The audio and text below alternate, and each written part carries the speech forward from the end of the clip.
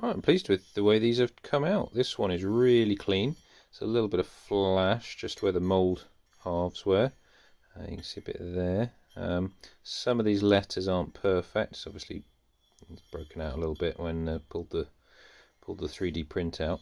There's a hole in that one there. Fortunately, not the end of the world.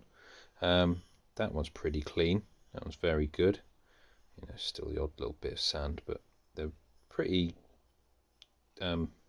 fine details. The finest detail I've ever tried to do. So I'm sure I could get better, but relatively pleased with those.